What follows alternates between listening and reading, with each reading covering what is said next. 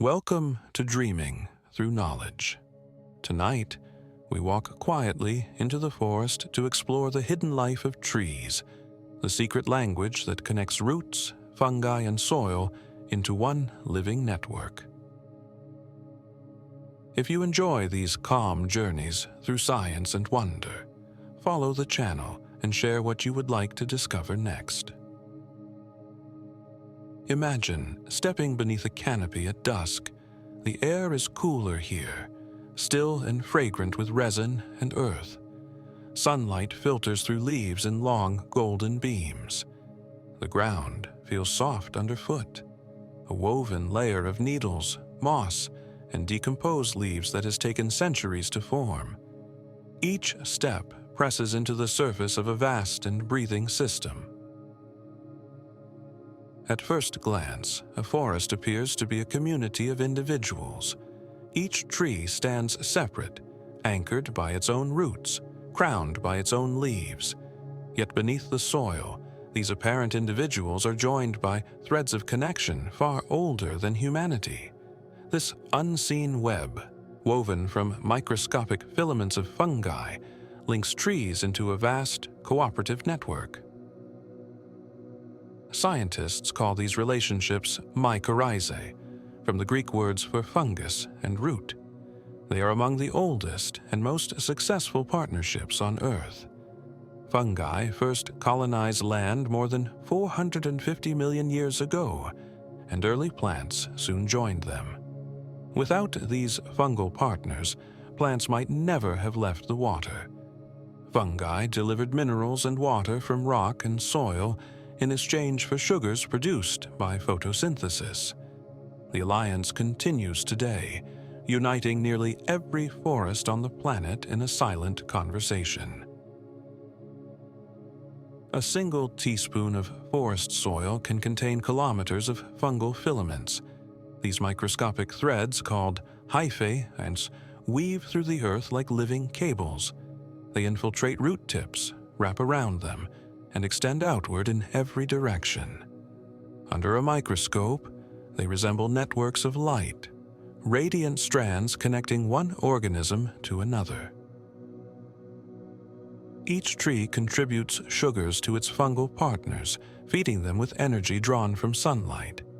In return, the fungi provide water and minerals that the tree's roots could never reach alone. Phosphorus, nitrogen, and trace metals flow through these filaments, enriching the trees that sustain them. The result is a mutual exchange, a system in which giving and receiving are indistinguishable. But the story grows more intricate. These fungi rarely serve one tree alone. Their hyphae intertwine with the roots of many individuals, creating bridges through which carbon and information can travel. A birch may connect to a fir, a pine to a cedar. The species differ, yet they share the same underground pathways. Experiments in temperate forests have shown that carbon compounds can move between trees through these shared fungal networks. When one tree photosynthesizes in bright sunlight, while another stands in shade, some of the surplus energy can flow to its shaded neighbor. The forest, in this way, acts like a community that evens out abundance and scarcity. Older, taller trees often serve as hubs in this network. They hold greater reserves of energy and have more extensive root systems. Through their fungal partners, they distribute carbon and nutrients to younger seedlings nearby. Ecologists sometimes call these elders mother trees. When such a tree is injured or dying, it may even transfer much of its remaining carbon to the seedlings it has helped to nurture, leaving a legacy of growth. This exchange is not limited to nourishment. Trees also send signals. When a pest begins to chew on leaves or a pathogen infects bark, The attacked tree releases chemical messages into the air and through the soil. Within hours, neighboring trees increase production of defensive compounds, tannins, resins, and bitter alkaloids that deter insects and disease. The communication is chemical, not conscious, but its effect is cooperation. The idea that trees communicate once sounded poetic rather than scientific. But over decades, researchers studying forest ecology have found repeated evidence of signaling and resource sharing. Through isotopic tracing, scientists can follow the flow of carbon atoms from one tree to another. They have measured electrical impulses traveling along roots and through fungal networks. They have watched young trees survive better when connected to the network than when isolated in sterilized soil. Beneath every forest floor, then, lies an underground web of life. It does not belong to one species or one kingdom, but unites many: trees, shrubs, fungi, bacteria, and even animals that disturb the soil and shape its texture. A forest is less a collection of individuals and more a single organism made of countless parts. To understand this unity, imagine tracing one thread of fungus through the earth. It leaves the fine roots of a spruce and snakes toward a birch. Along the way, it passes pockets of moisture and minerals, branching and fusing with other filaments. Nutrients flow along it as water moves through veins. Where it meets another root, new exchanges begin. Through this continuous motion, the soil becomes an extension of every tree. Above ground, a similar communication happens through air. When leaves are damaged by caterpillars, they emit volatile chemicals. These drifting molecules can reach nearby trees of the same species, triggering them to produce defensive enzymes even before they are attacked. A single tree, in this sense, warns its neighbors, a whisper carried on the wind. The scale of these interactions is astonishing. In an old-growth forest, thousands of species of fungi live intertwined with plant roots. Each has its own chemistry, its own preferred partners. Some fungi connect specific species, forming exclusive relationships. Others act as generalists, weaving together entire communities. This diversity creates resilience. If one species fails, others can take its place. Not every exchange in the forest is cooperative. Some fungi exploit trees without giving much in return, siphoning sugars while offering little nutrient flow. Some tree species compete fiercely for light and water, suppressing neighbors with dense shade or chemical exudates. Yet even competition depends on connection. The forest's stability arises from the constant push and pull between giving and taking. Scientists studying forest soils often compare them to neural networks. Just as neurons in a brain connect through synapses to transmit signals, roots and fungal hyphae connect through junctions that transmit nutrients and information.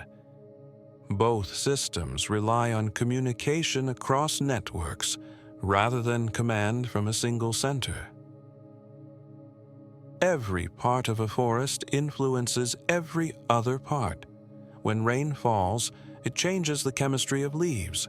When a tree sheds needles or leaves, decomposers convert them back into nutrients, feeding others. Wind shapes how trunks grow. Light directs where branches spread. All these physical and chemical messages travel through the same continuum of soil, air, and organism. Deep in the forest, where human noise fades, one can sense this unity even without instruments. The air feels charged yet peaceful, filled with oxygen produced by countless leaves. Birds and insects move between branches, carrying pollen and seeds. Each sound and scent is part of the forest's collective rhythm. The language of trees is slow. Messages that travel in seconds within an animal body may take hours or days underground. A warning sent through roots may reach another tree only after sunrise or rainfall changes soil moisture. But for organisms that live centuries, such timing is perfectly natural. Patience is built into their biology. The forest also remembers. When a drought occurs, trees connected through fungal networks respond collectively. Their shared experience alters how they grow in subsequent seasons, with some retaining signals that prime them for future stress. Memory, in this context, is biochemical, stored in tissues and in the living soil. Even decay participates in this communication. When a tree dies and falls, fungi invade the wood, breaking it down into simpler compounds. The nutrients released feed seedlings nearby, which may themselves be the offspring of the fallen tree. Life continues through transformation. The forest recycles not only matter, but information, the genetic, chemical, and ecological patterns that sustain it. Forests that retain these networks show greater resilience. When fire or insects strike, recovery begins faster where the underground connections remain intact. Disturbed soils, stripped of fungi by heavy machinery or chemicals, recover slowly. The difference is not only biological, but architectural, the destruction or preservation of the forest's hidden framework. Around the world, ecologists now study how reforestation can restore these networks. Planting trees alone is not enough. The right fungi must return as well. Some restoration projects reintroduce specific mycorrhizal species along with seedlings, rebuilding communication from the roots upward. The lesson is simple. A forest is not a collection of trees, but a partnership of relationships. In tropical rainforests, where soil is often poor in nutrients, these partnerships become essential. There, the majority of nutrients are locked in living biomass rather than the ground. Fungal networks recover them quickly, passing them from decaying leaves to new roots almost without pause. It is a cycle of constant reuse, an ecological economy with no waste. In boreal and temperate forests, the same principle holds, though the pace is slower. Here, thick layers of leaf litter accumulate, insulating the ground through long winters. Beneath the frost line, fungi continue to work, moving nutrients through frozen soil, maintaining connection even in dormancy.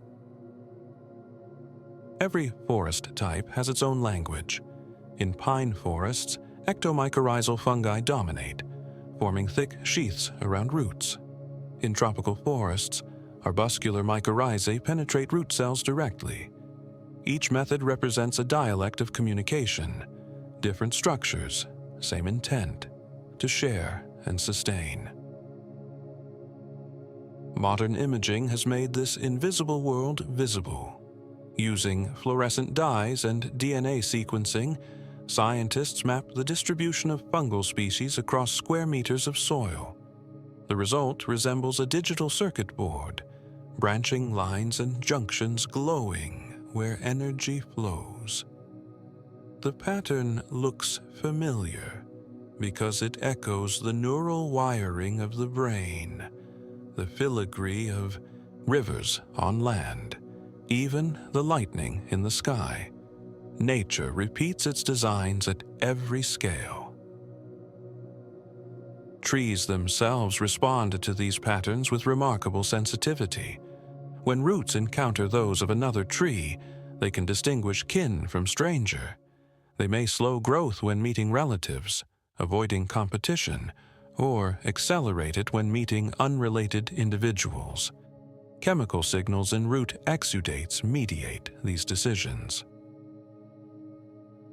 The discovery that plants can recognize and respond to one another challenges long-held assumptions about vegetation as passive. Though they move slowly, trees sense, react, and adapt to their surroundings with sophistication. They measure day length and temperature, sense gravity and vibration, and communicate through networks that extend far beyond their own roots. For humans who live by faster rhythms, this communication is easy to overlook. We see trees as stationary, silent forms. Yet if we could slow our perception to the forest's pace, we might witness a constant dialogue.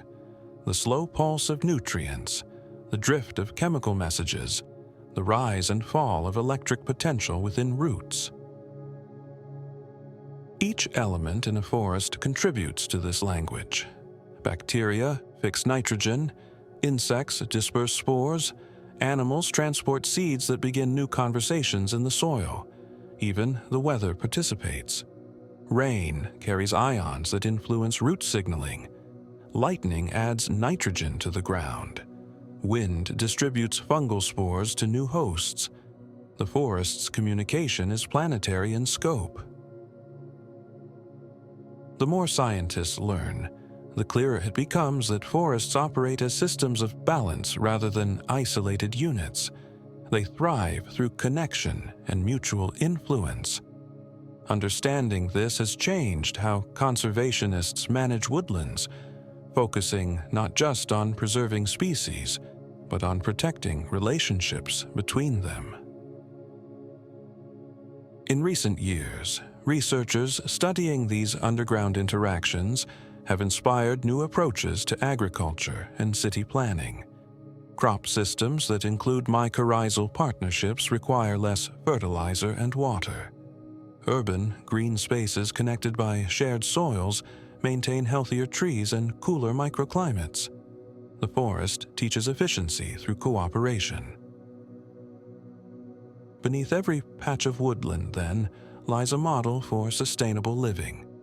Energy flows from the sun to leaves, from leaves to roots, from roots to fungi, and from fungi back to the community. Nothing is wasted, and every exchange strengthens the whole.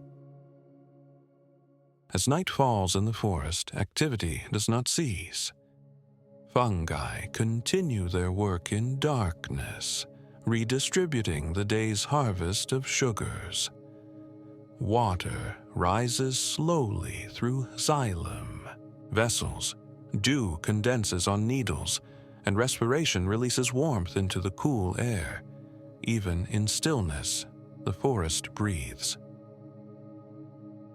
In the quiet beneath the trees, one can sense this continuity, the endless cycling of energy, the patient communication that holds the ecosystem together. It is a language without sound, spoken in molecules and time. In the next part of this story, we will move deeper into the forest's anatomy, exploring how trees grow, how roots find water and strength, and how the hidden networks beneath our feet sustain the resilience of entire ecosystems.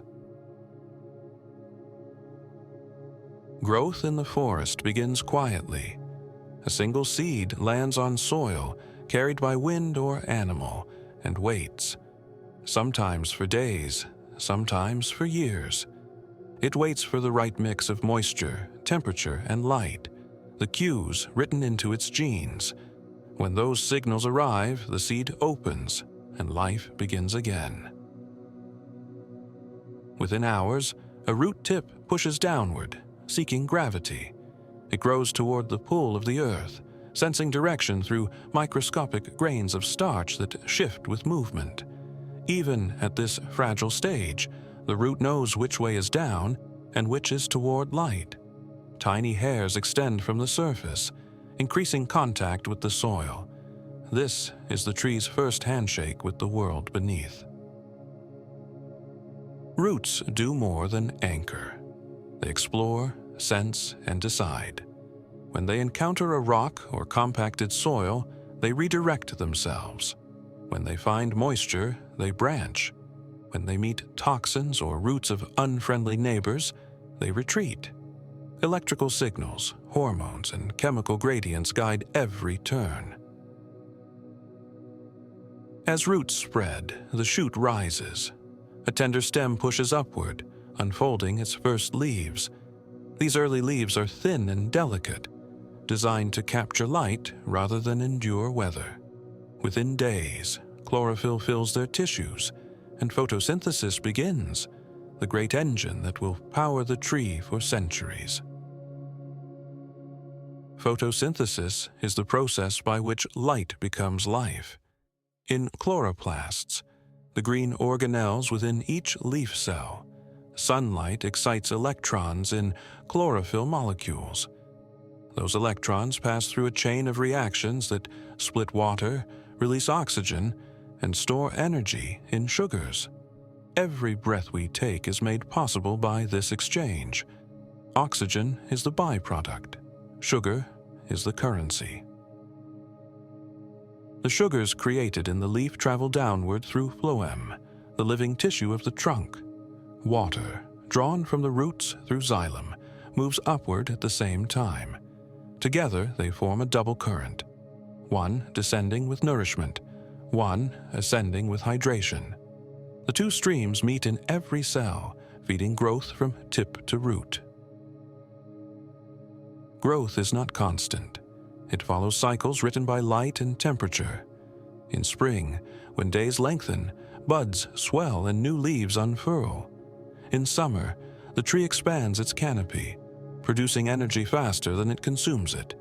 In autumn, as light wanes, chlorophyll breaks down, revealing hidden pigments of red, orange, and yellow. Sugars retreat to roots for storage. In winter, the tree rests, conserving energy until warmth returns.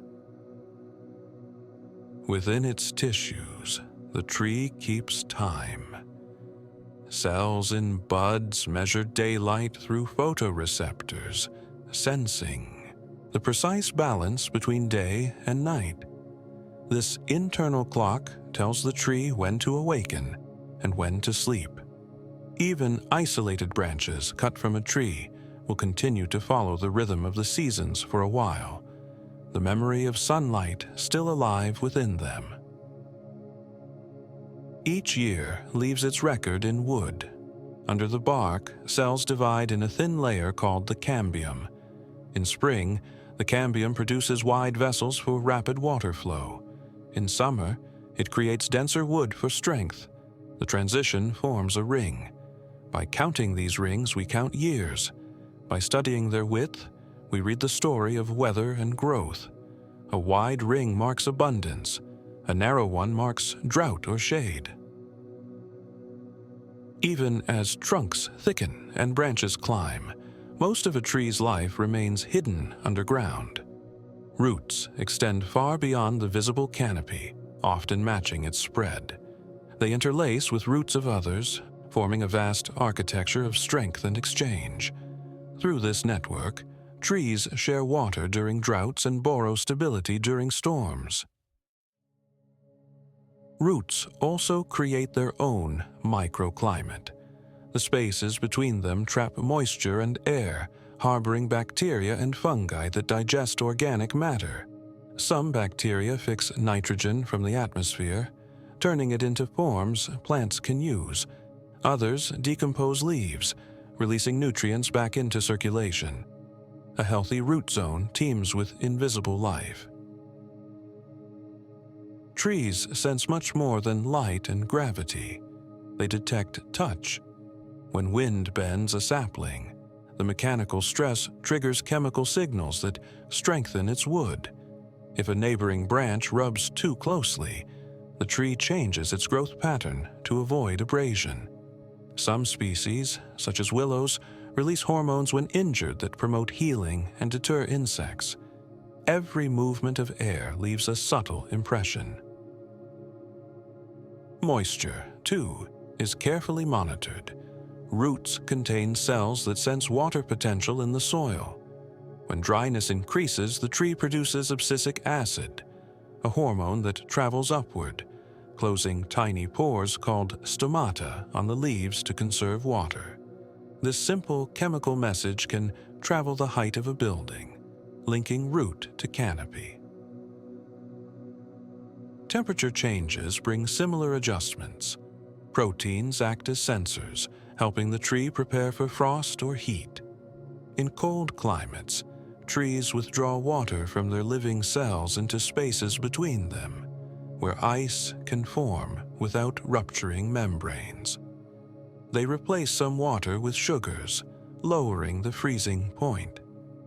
Through these adaptations, forests endure winters that would destroy most other forms of life. Trees also communicate distress. When attacked by insects, some species emit volatile compounds that attract the predators of those insects. Poplars under assault by caterpillars release signals that summon parasitic wasps, turning enemies into allies. Such interactions reveal how even defensive chemistry becomes part of the forest's broader web. In this community, cooperation and competition exist side by side. Tall trees capture the light, yet they also create the shade that shelters seedlings. Roots may compete for nutrients, yet through fungal networks they share resources. Balance, rather than dominance, defines long-term survival. Within the soil, the mycorrhizal network grows in tandem with its hosts. As a young tree's roots expand, fungal threads attach and multiply, extending the reach of both. The tree feeds the fungus with carbohydrates. The fungus supplies minerals. Over time, this relationship becomes inseparable. Remove the fungi, and many trees cannot thrive. Studies show that forests rich in fungal diversity recover faster from disturbance.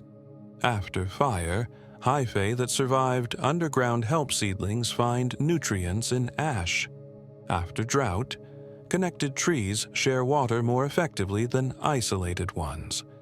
The underground web acts as both memory and immune system for the forest.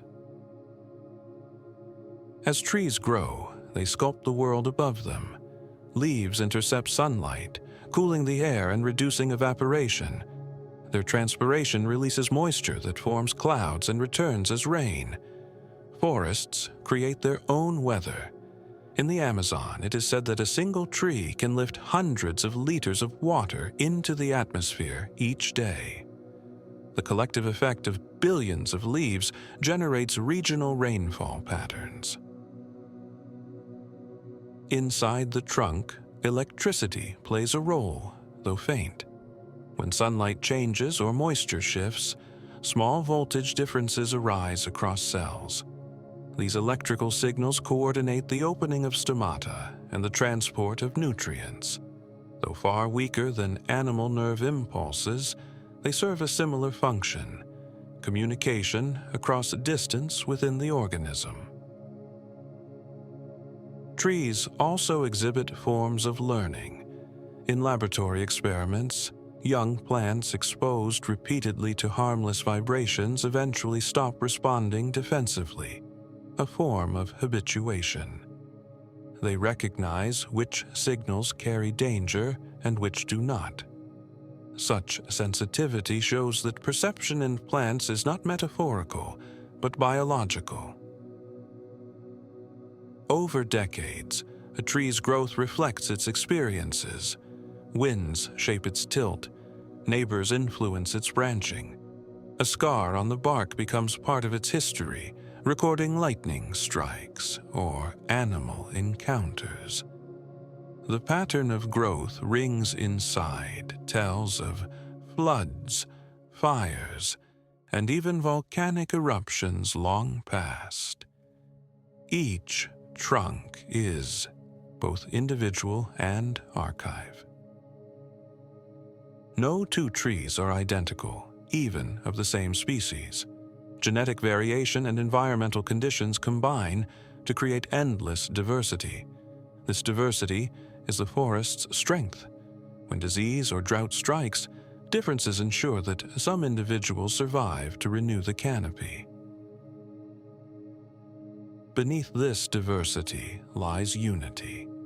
Roots from different species often graft together naturally, forming living bridges. Through these grafts, water and nutrients pass directly from one tree to another. In coastal forests, such grafts allow trees felled by storms to stay alive for years, nourished by neighbors through shared roots. Growth, then, is not simply expansion. It is adaptation, a conversation between organism and environment. Every cell responds to conditions around it, adjusting metabolism, structure, and rhythm.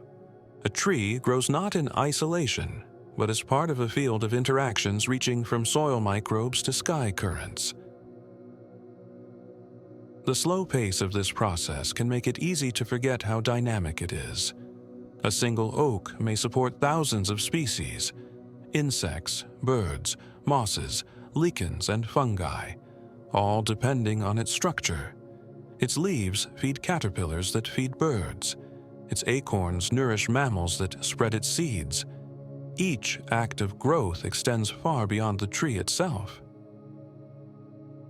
Even decay serves renewal. When branches fall and trunks decompose, they become nurse logs, moist, nutrient-rich platforms where seedlings take root.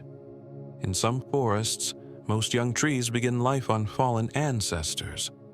The cycle continues without waste, the end of one life feeding the beginning of another. Storms test the forest's architecture. Winds can snap branches or uproot shallow-rooted trees, but those that remain gain space and light. Disturbance opens patches where new species emerge. In this way, even destruction becomes creative. The forest evolves through change. Human observation of growth has always carried symbolism. Ancient cultures saw trees as bridges between worlds, roots in the underworld, trunk in the human realm, branches in the sky. Modern science, while speaking in different language, finds similar truth. Trees connect the elements, binding soil, water, and air into living unity. In an age of rapid change, their growth offers perspective. Where humans measure time in hours, trees measure it in decades. Their patience is a form of resilience. They remind us that stability is not stillness, but the balance of many moving parts. As seasons turn, the forest breathes in rhythm with the planet. In spring and summer, photosynthesis draws carbon dioxide from the air. In autumn and winter, respiration releases it back. This global exchange is visible even from space, as levels of carbon rise and fall each year in synchrony with the growth of leaves. The forest's pulse becomes Earth's pulse. Growth connects past and future. Every seed contains instructions encoded by ancestors who survived storms, droughts, and fires. Every new shoot continues that lineage, adapting slightly to present conditions. Evolution, too, is a form of conversation across generations. In the next part of this story, we will look beyond individual growth to the community, how entire forests organize themselves, how diversity creates stability, and how cooperation between species shapes the living landscape of the world. The forest is not simply a collection of trees. It is a society, intricate, ancient, and alive. Each organism, from towering pine to minute bacterium, plays a part in a conversation that has continued for millions of years. Standing within a mature forest, it is easy to see the grandeur of the trees. Their trunks rise like pillars in a green cathedral. But beneath the canopy, another story unfolds. Mosses soften the ground. Ferns spread in the dim light. Fungi sprout from fallen logs, releasing spores into the cool air. Each layer, from root to crown, holds its own community, woven into the larger whole. Ecologists describe forests as ecosystems, yet the word only hints at their complexity. Every forest is a network of networks: soil communities, insect communities, bird flocks, microbial colonies, all nested within one another. These systems exchange energy and information constantly. When a single species disappears, others shift to fill its role. Diversity is the key to this resilience. In a forest where many species coexist, disease spreads slowly and recovery happens quickly. Each species contributes a different strategy for survival. Some grow fast and die young, others grow slowly and endure. Together, they create a balance between change and continuity. Take, for example, the difference between pioneer and climax species. Pioneers like birch and aspen grow quickly in open light. They colonize disturbed ground after storms or fires. Their leaves decompose rapidly, enriching the soil. Later, slower species like beech, hemlock, or oak take root in the shade they create. In time, these slower growers replace the pioneers, closing the canopy once more. This succession, the gradual transformation of a landscape from bare ground to mature forest, is nature's way of restoring order after disturbance. Each stage prepares the way for the next. Where a human eye might see destruction, the forest sees renewal. Even disturbances themselves play a role. Fire, wind, insects, and floods reshape forests regularly. In some ecosystems, they are essential. Fire releases nutrients locked in dead wood, clears crowded undergrowth, and allows sunlight to reach the soil. Certain pines even require heat to open their cones and release seeds. Without disturbance, renewal would slow and diversity would fade. Every species fills a niche, a role defined by what it takes and what it gives. Some trees enrich the soil with nitrogen. Others offer fruit that feeds birds and mammals, which in turn spread their seeds. Woodpeckers open cavities that later shelter owls or bats. Fallen logs host fungi and insects that recycle nutrients. In this web of relationships, nothing stands alone. The canopy, that green ceiling above, is a world unto itself.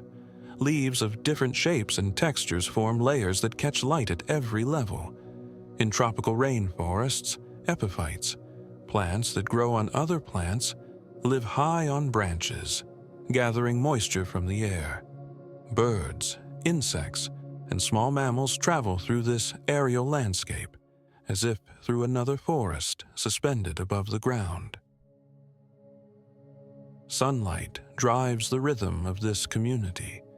When clouds move, light shifts across the canopy like a slow tide. Each species has adapted to its preferred level of illumination. Shade-tolerant trees thrive in dim conditions, while light-demanding ones wait for gaps created by fallen giants. These gaps, called forest windows, are the nurseries of renewal. Below, the understory breathes in rhythm with the canopy. Saplings stretch upward, leaves angled precisely to capture stray beams. Shrubs bloom briefly when sunlight reaches them, then fade back into green shadow. Even in darkness, they continue to photosynthesize slowly, living at a pace suited to patience. Animals act as couriers in this society. Bees and butterflies carry pollen between flowers.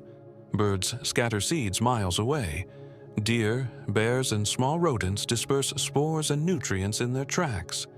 Every movement contributes to the forest's circulation of life. In return, the forest provides shelter and food. It offers nesting sites, shade, and stable microclimates. A single tree may house entire ecosystems within its branches: ants, beetles, lichens, mosses, even small amphibians. What appears still from a distance is, in truth, teeming with motion. Underground, the story continues. Roots of trees, shrubs, and herbs intertwine with mycorrhizal fungi. Bacteria cluster near root tips, exchanging nutrients. Earthworms and insects aerate the soil. This unseen community processes every fallen leaf and broken twig, turning death into new growth. Decomposition is not decay, but transformation. Each fallen log becomes a bridge between generations. Moist and rich with fungi, it hosts mosses and seedlings. In some forests, the majority of young trees sprout on the bodies of fallen elders. This continuity ensures that life never truly ends, only changes form. The relationships between species can be surprisingly specific. Certain trees depend on particular fungi or pollinators to reproduce. In tropical forests, some orchids rely on a single species of bee, while certain figs require a single species of wasp. If one disappears, the other follows. The forest's complexity rests on thousands of such delicate partnerships. Cooperation and competition weave together in balance. Roots from different trees may compete for nutrients, yet through fungal networks they can also share them. Some species, like alders, fix nitrogen that benefits others. Others release compounds into the soil that inhibit competitors. The result is a mosaic of alliances and rivalries, shaped by time and adaptation. Even within a single species, trees interact socially. Studies show that beech trees growing in groups share carbon to equalize growth, while isolated individuals behave differently, hoarding resources. Connection changes behavior. The forest, in this way, teaches generosity as a survival strategy. Predators and decomposers also maintain balance. Insects that feed on leaves prevent dominance by a single species. Fungi that decompose fallen wood prevent disease buildup. Every act of consumption is part of regulation. Without decay, there could be no renewal. Seasons bring rhythm to this living community. In spring, the forest awakens as sap rises and leaves unfurl. In summer, it hums with pollination and growth. Autumn brings color, migration, and preparation. In winter, metabolism slows, but life persists beneath snow and bark. Each phase completes the circle. The atmosphere above a forest interacts constantly with the life below. Trees release water vapor through their leaves, cooling the air and forming clouds. This transpiration influences local rainfall and even global climate. Forests act as carbon sinks, absorbing more carbon dioxide than they release. Their health affects the entire planet's balance. When large areas of forest are removed, the effects ripple outward. Soil loses its structure and erodes. Rainfall patterns shift. Animals that once dispersed seeds vanish, and the system begins to unravel. Restoration requires not only replanting, but reweaving, rebuilding the network of relationships that once held the forest together. Ancient forests, those that have never been clear-cut, hold especially rich communities. Their soils are layered with centuries of organic matter. Their canopies harbor rare species adapted to shade and humidity. Such forests are not merely old, they are intelligent in the ecological sense, repositories of memory and resilience built over time. Different climates produce different kinds of forests, each with its own social structure. In tropical rainforests, thousands of species share the same space, each specialized for a narrow niche. In boreal forests, fewer species dominate vast areas, but their relationships are equally intricate. Desert oases, mangroves, and mountain cloud forests all display variations of the same principle: diversity as strength. Humans have long drawn inspiration from these living systems. Traditional cultures often viewed forests as families or communities rather than resources. Modern science, after centuries of analysis, has come to similar conclusions through data and observation. Ecology has replaced ownership with interdependence as the guiding metaphor. The idea of the forest as a superorganism remains debated, yet it captures an essential truth. Health depends on connection. When the links between species remain intact, the system thrives. When those links break, decline follows. In this sense, forests resemble societies, built on cooperation, communication, and shared survival. The balance of a forest is never static. It breathes, shifts, and adapts. When one species becomes too dominant, pests or weather may check its spread. When light reaches the floor after a storm, dormant seeds awaken. Change is constant, yet order persists. Listening to this balance requires patience. Standing quietly among trees, one can feel the subtle variation in air, the hum of insects, the slow rhythm of life layered upon life. It is a form of music written in growth and decay, played across centuries. Forests teach that strength lies in diversity, resilience in cooperation, and continuity in adaptation. These lessons extend beyond ecology. They speak to the structure of all living systems. What endures is not isolation, but relationship. When sunlight fades and the forest dims, its pulse continues underground. Roots exchange nutrients. Fungi move sugars between partners. Seeds rest, waiting for spring. The forest never sleeps. It only changes its rhythm. In the next part of this story, we will descend once more below the surface, into the world of soil and fungi, the ancient partnership that makes all forest life possible.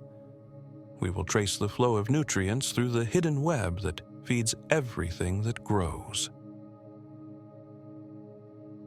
Beneath the surface of every forest lies a world as vast and complex as the one above. It is dark, silent, and unseen, yet it holds the pulse of the forest's life. Soil is not just dirt.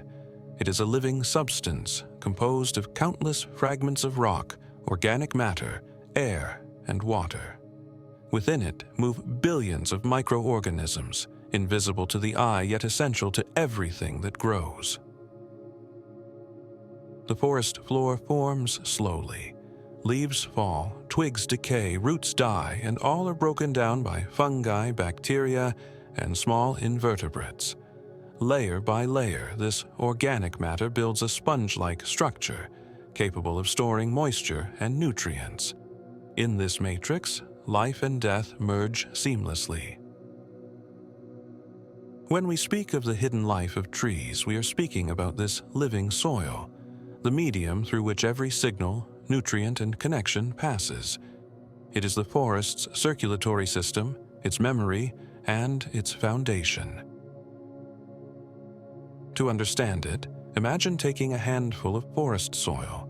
At first, it seems still and cool, smelling faintly of rain, but under a microscope, that handful reveals a bustling city.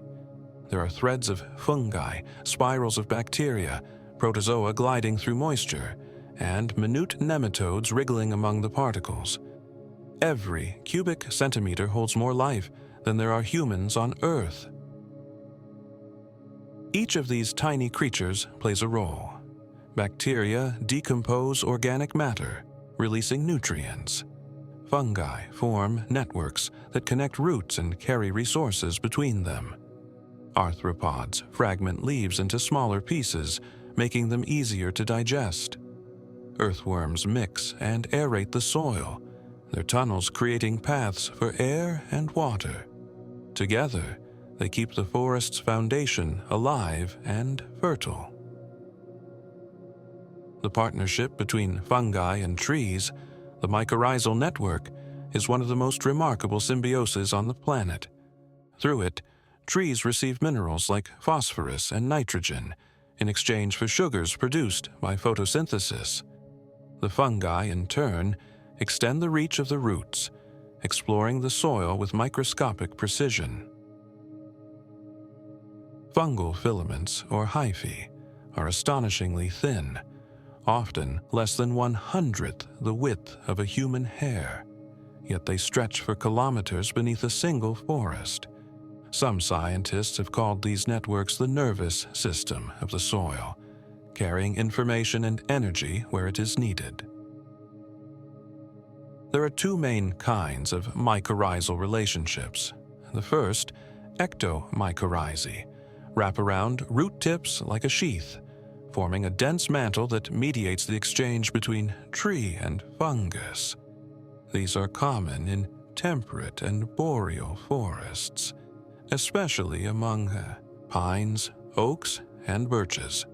The second, arbuscular mycorrhizae, penetrate root cells directly, forming intricate structures called arbuscules, tiny trees within cells.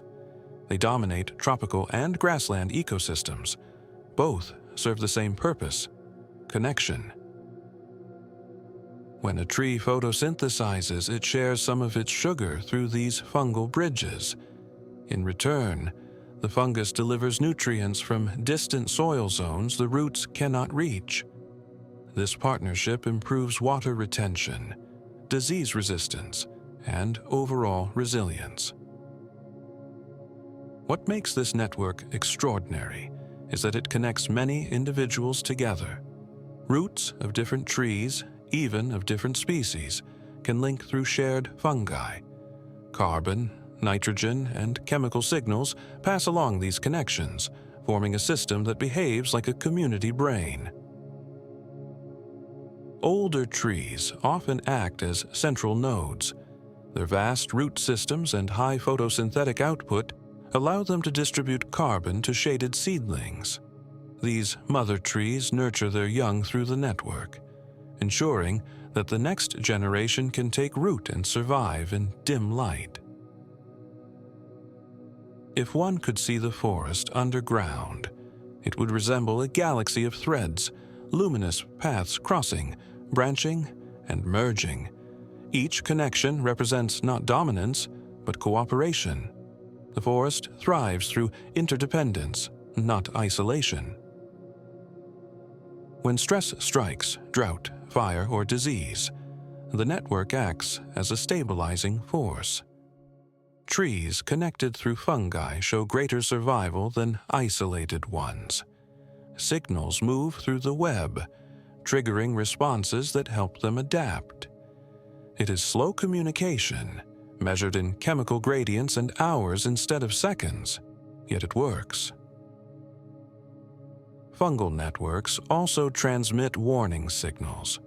When one tree faces pest attack, others connected to it begin producing defensive compounds before the pests arrive.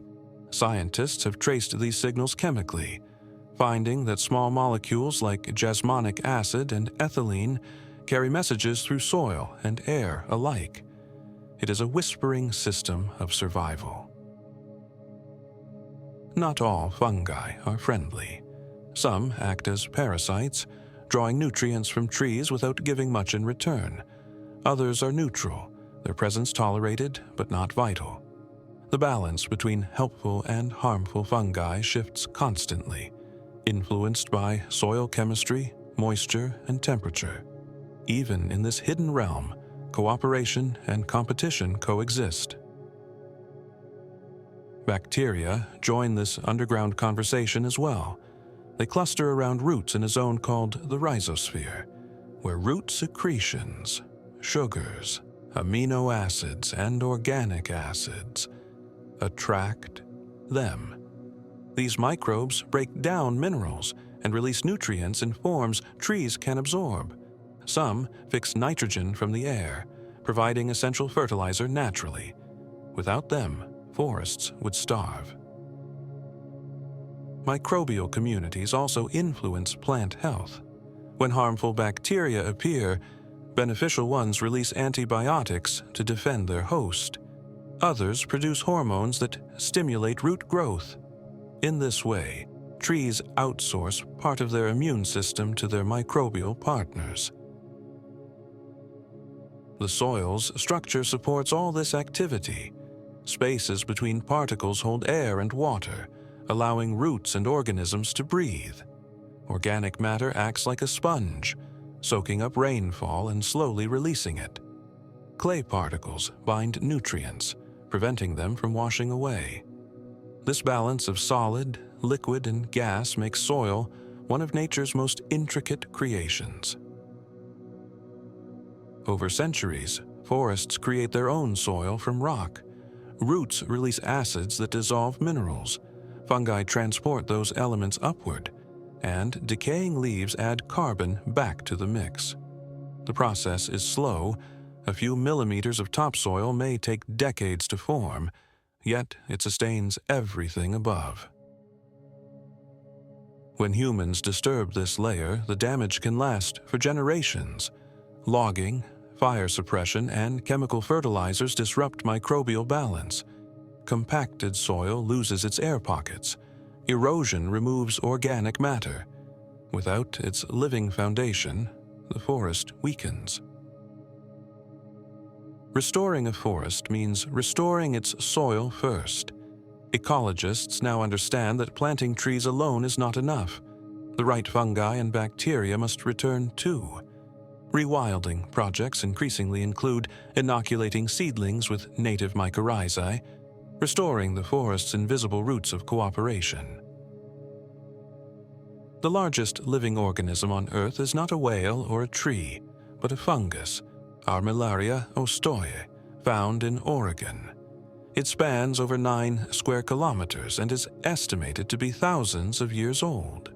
Though it appears above ground as small honey mushrooms, beneath the surface it forms a vast network of mycelium, connecting and decomposing wood over enormous distances. This single organism exemplifies the scale of life hidden in soil. The decomposition of organic matter is one of the soil's most vital processes. Fungi secrete enzymes that break down complex molecules like lignin and cellulose, the building blocks of wood.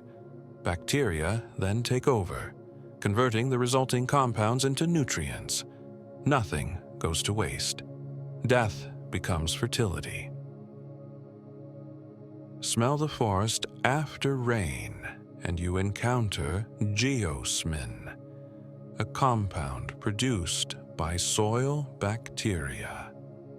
That earthy scent we associate with freshness is the signature of life at work below. It is the perfume of microbial productivity, the quiet announcement that the world beneath our feet is alive and thriving.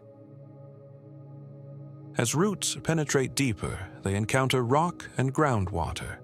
There, mineral-rich water feeds the trees slowly.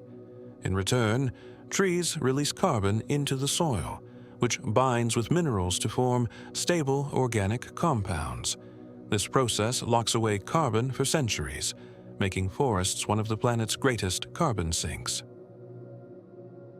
Soil also moderates climate. By storing carbon and regulating moisture, it influences temperature and rainfall patterns far beyond the forest's edge. In a real sense, the health of the atmosphere depends on the health of the ground.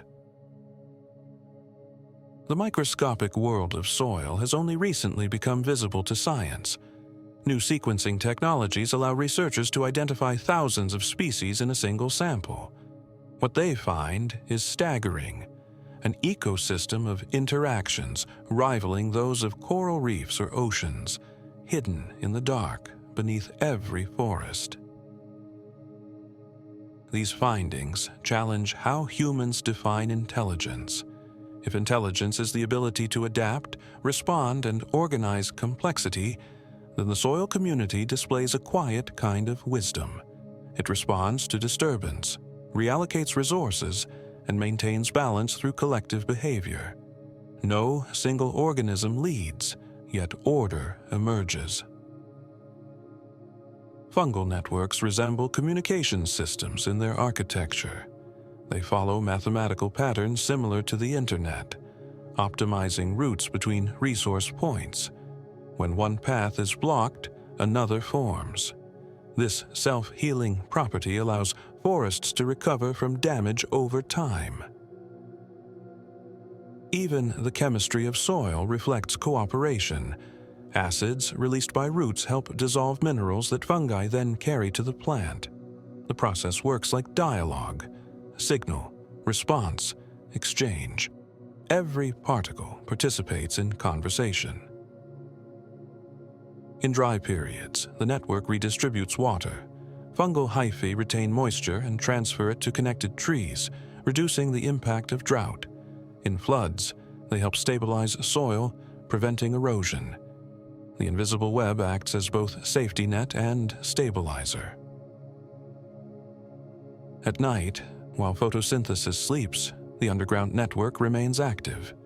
Sugars flow downward from leaves to roots, feeding the microbial world. This nighttime economy mirrors the day's photosynthetic abundance. The forest breathes in and out, light feeding darkness, darkness preparing for light. When lightning strikes and releases nitrogen from the air, rain carries it into the soil, where microbes transform it into compounds plants can use. In this way, even storms contribute to fertility. Sky and earth remain in constant conversation through the medium of soil. Beneath mountain forests, soil depth may be thin, but fungal threads extend into crevices, pulling minerals from stone. In tropical forests, where nutrients cycle rapidly, decomposers act within days instead of months.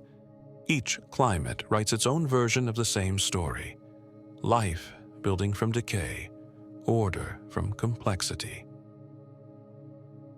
Over time, this hidden world supports not only trees but all that depends on them: the animals, the insects, the fungi themselves. The soil's vitality determines the richness of everything above. When it thrives, the forest stands tall. When it falters, the forest fades. For most of human history, this world remained invisible. Only recently have microscopes and molecular tools revealed its depth. Yet, indigenous cultures long recognized the soil's sacred role. They spoke of it as the body of the earth, a living skin where energy circulates between worlds. Modern science, in its own language, now agrees. As we walk through a forest, we tread on the surface of an ancient intelligence, a slow, responsive, enduring system that sustains life without the demand for recognition. It is easy to overlook, yet without it, no leaf would unfurl, no bird would sing. In the next part of this journey, we will rise once more into the light, exploring how forests shape the atmosphere, influence climate, and connect continents through the air itself. The forest's breath shared with the entire planet. Every forest breathes, not in the way that animals do, not with lungs or ribs, but through leaves, roots, and the invisible movement of air and water. Each tree is both a lung and a vein of the planet, exhaling oxygen and drawing in carbon. Together, billions of trees create a pulse that circles the globe. When the morning light touches the canopy, photosynthesis awakens. In each green cell, sunlight energizes electrons, driving the transformation of carbon dioxide and water into sugars and oxygen. The process seems simple, but it is the foundation of all life on Earth.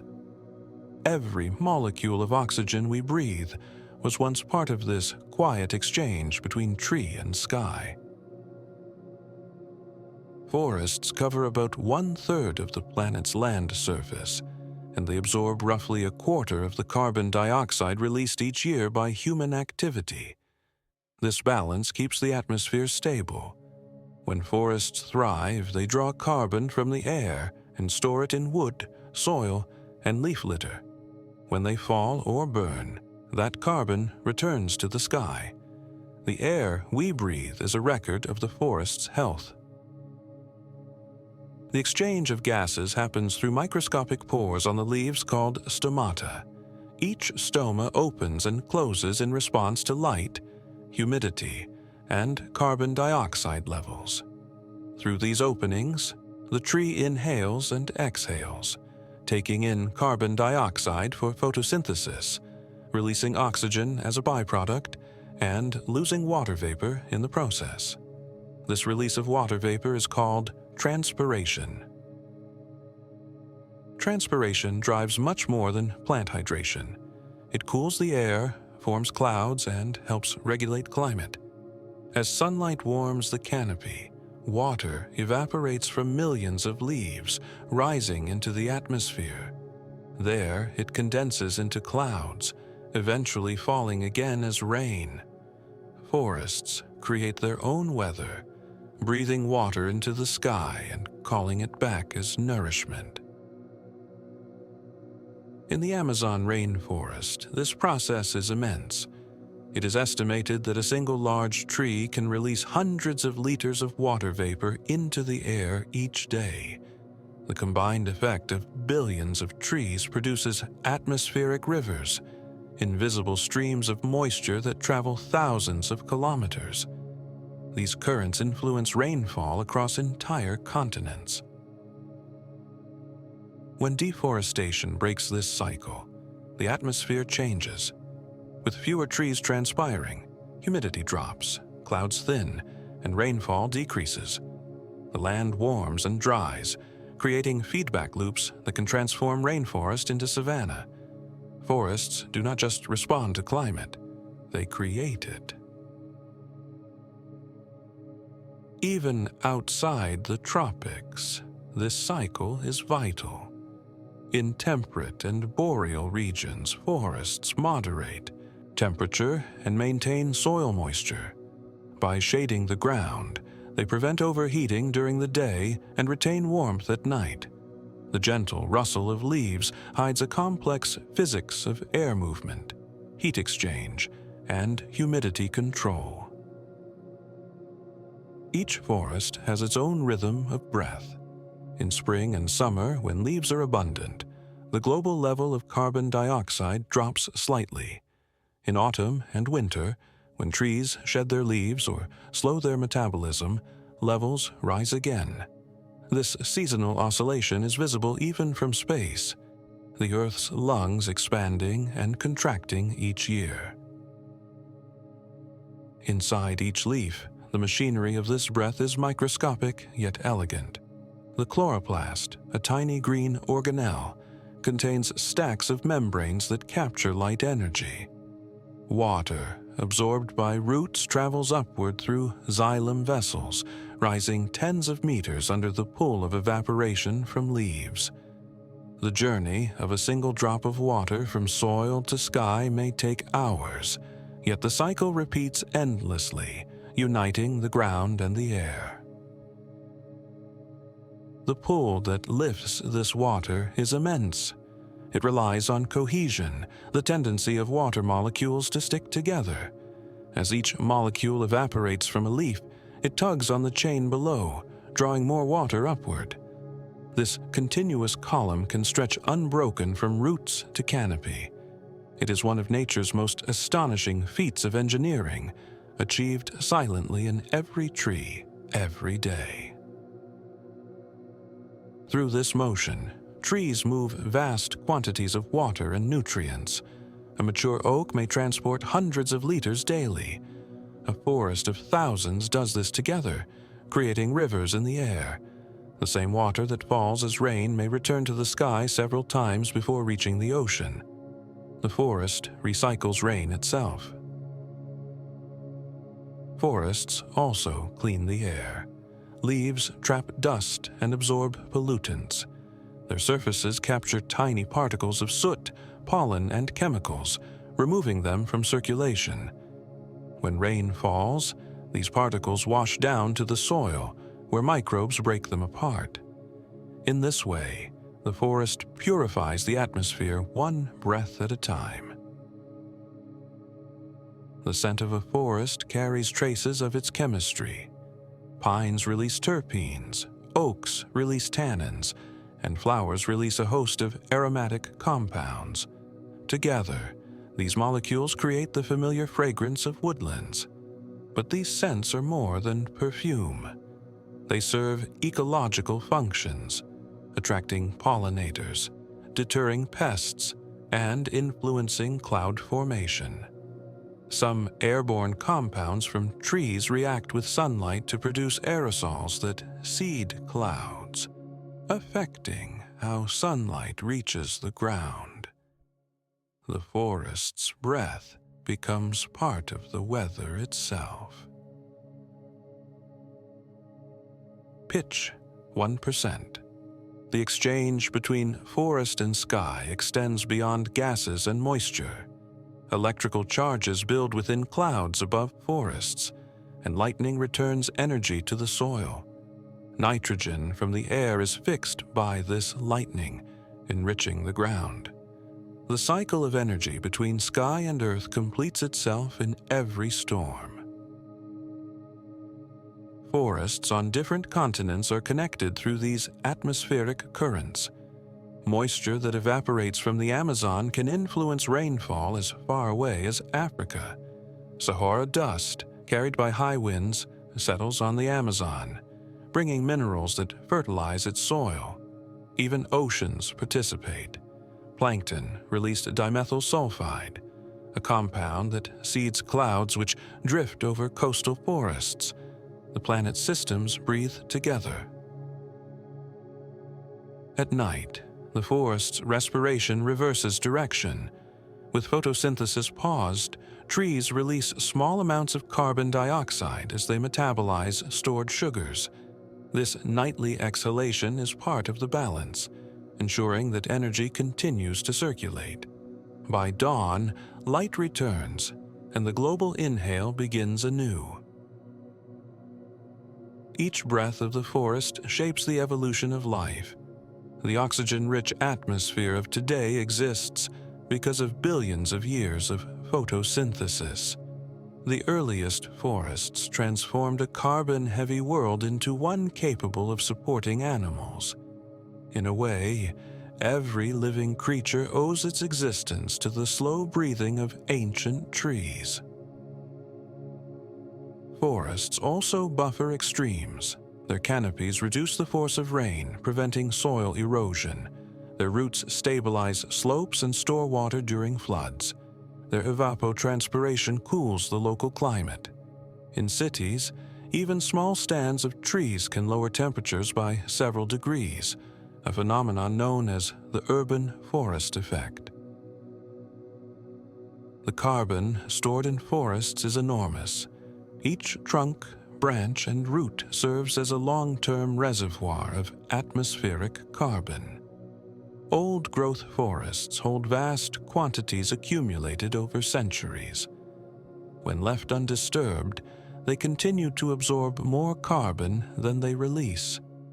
Protecting these living carbon banks is one of the most effective ways to slow global warming. But the story of the forest's breath is not only about climate. It is also about rhythm, balance, and interdependence.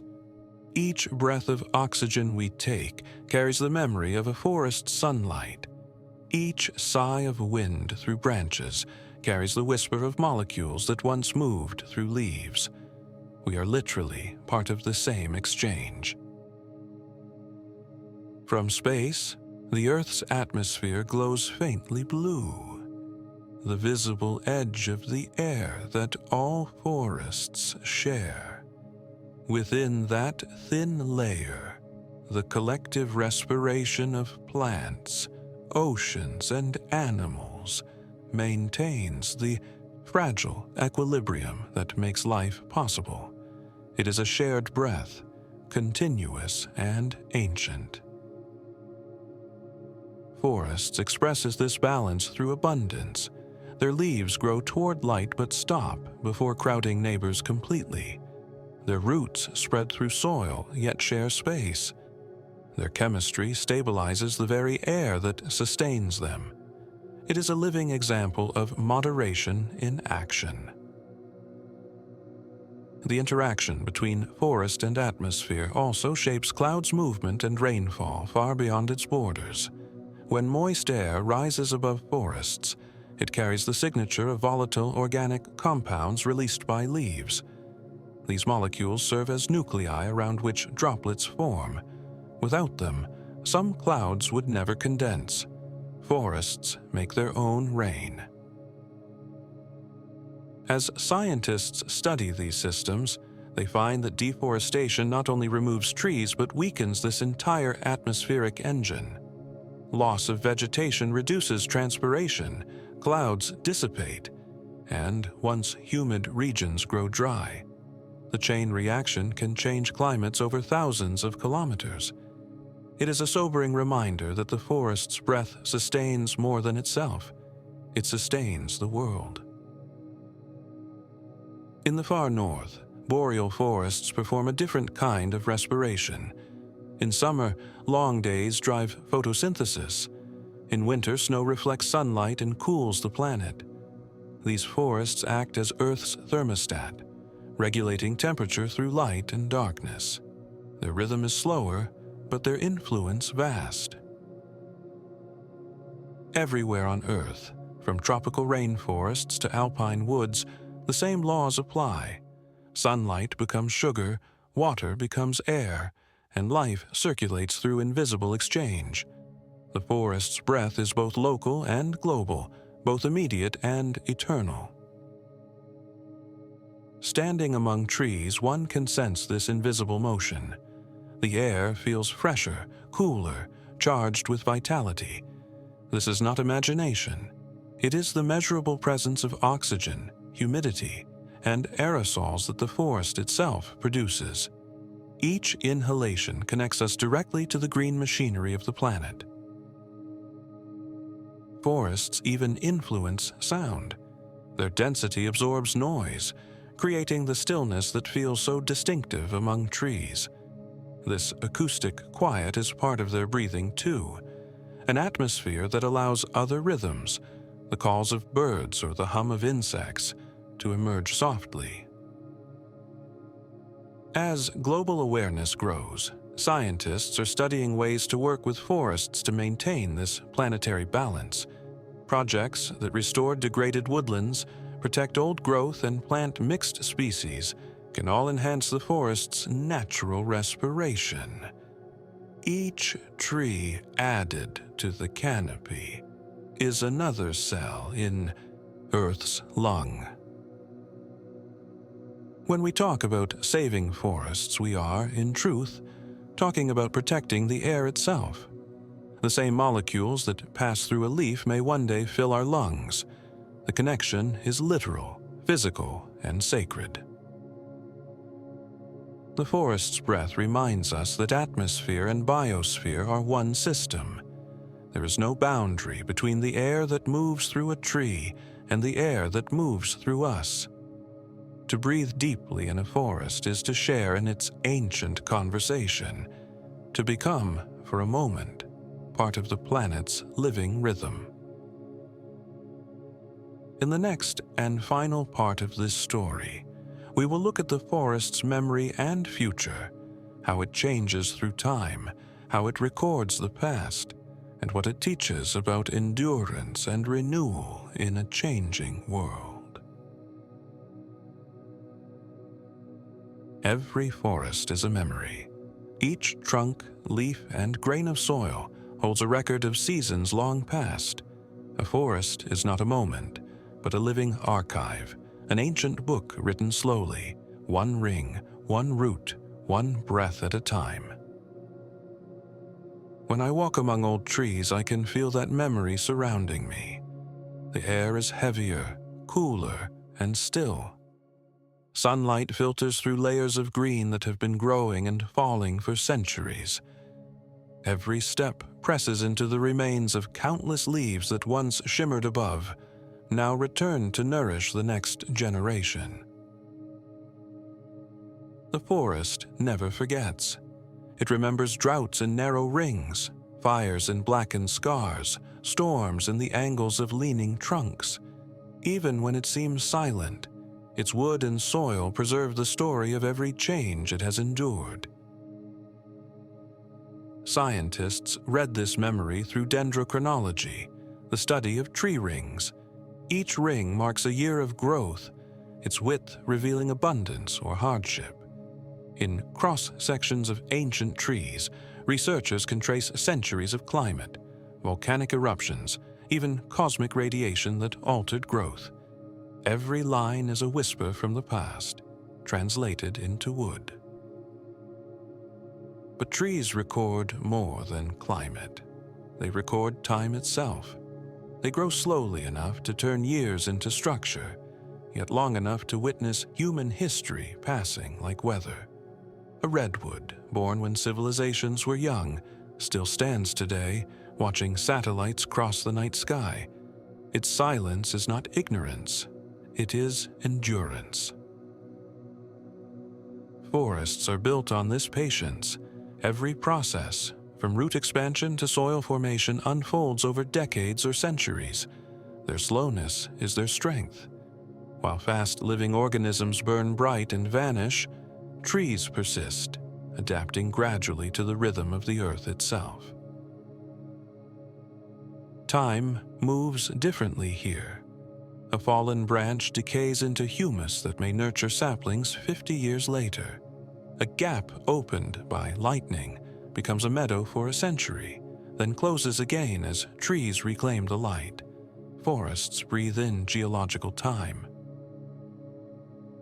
Their resilience lies in diversity and memory. Each generation inherits more than genetic code.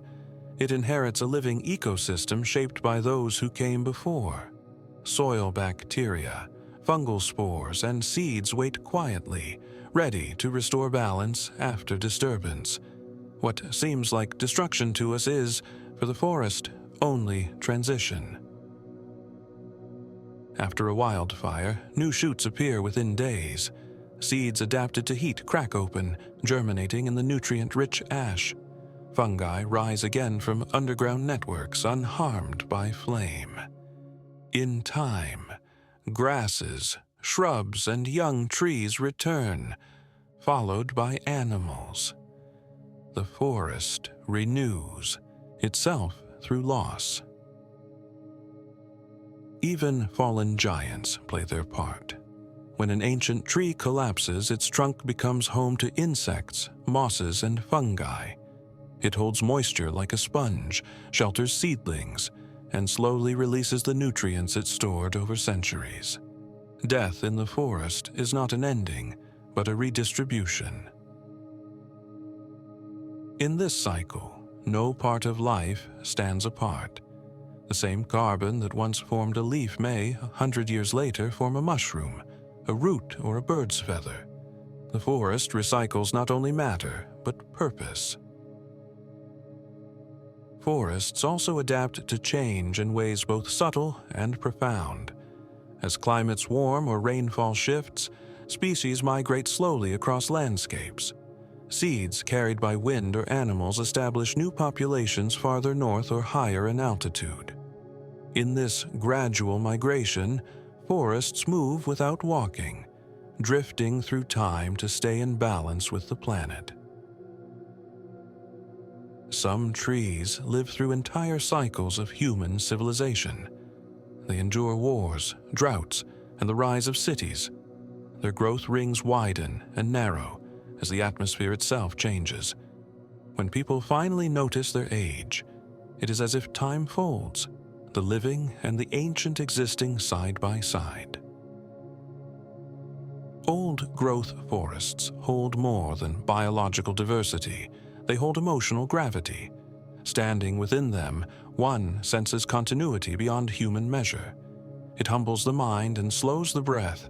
Each trunk is a monument to endurance, yet also a participant in the same quiet network of life as every sapling around it.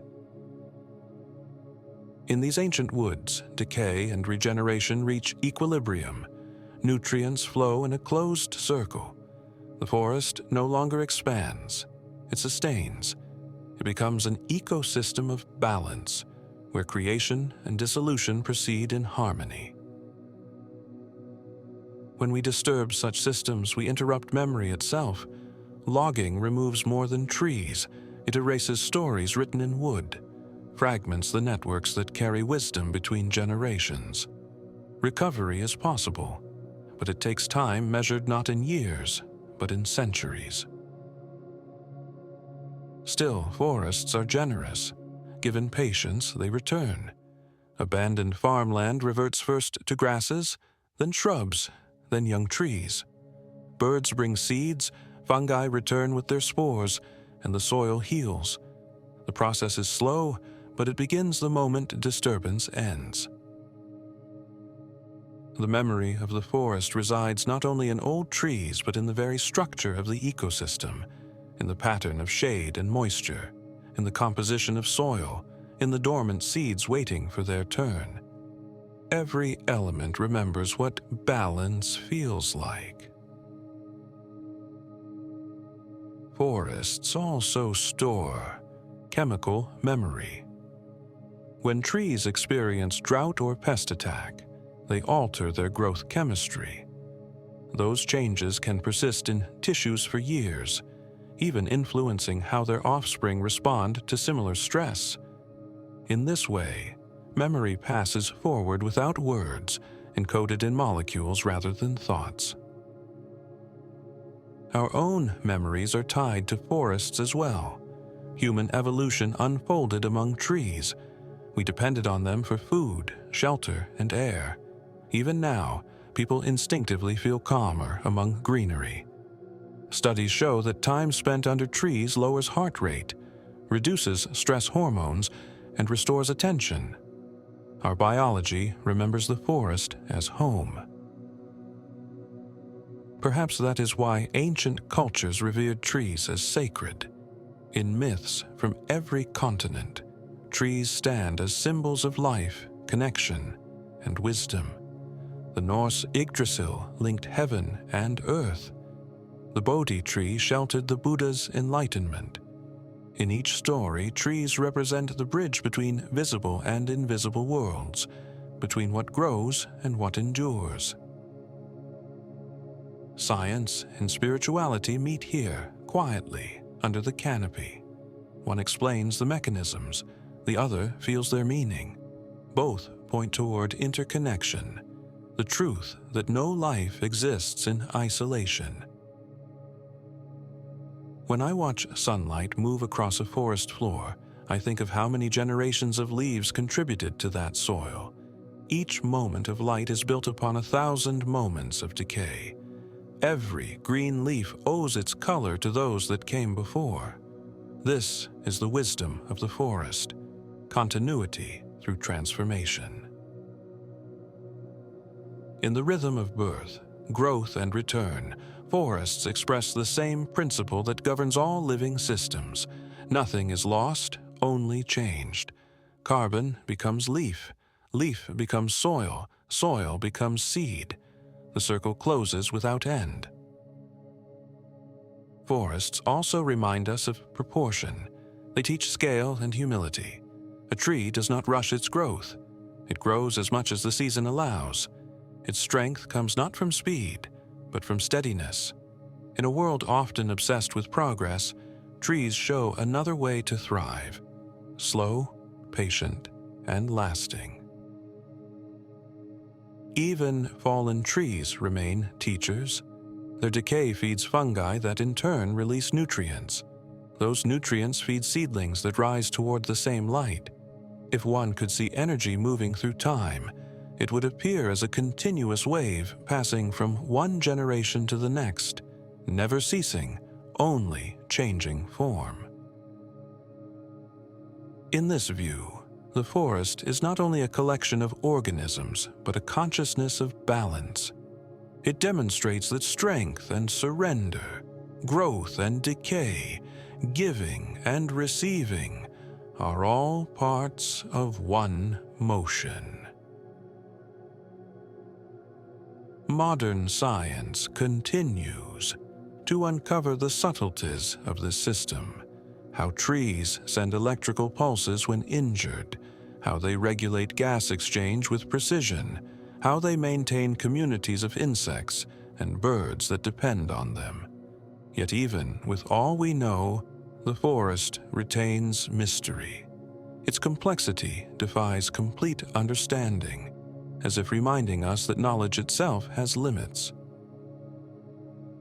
Perhaps the truest way to understand a forest is to listen, to stand still long enough that the senses adjust, to hear leaves moving, water dripping, and the soft hum of insects that form the living chorus of the woods. That sound is life itself, speaking in tones too slow for language. Forests teach us that endurance and change can coexist. They do not resist time, they flow with it. They let go of what is no longer needed and welcome what arrives. Their wisdom lies not in permanence, but in renewal. When we protect forests, we protect memory, the record of Earth's balance written in living form. To lose them is to forget where we came from. To restore them is to remember the rhythm that sustains us. Every time light passes through a leaf, the story continues. Every breath of wind through branches adds another verse. The forest's secret language is not spoken but felt, an unending dialogue between earth, air, water, and life. And so the journey comes full circle, from soil to sky, from root to crown, from silence to sound. The forest lives in perpetual exchange. Its memory is the planet's memory. Its breath is the planet's breath. And within that great cycle we too belong, living, breathing, remembering with it.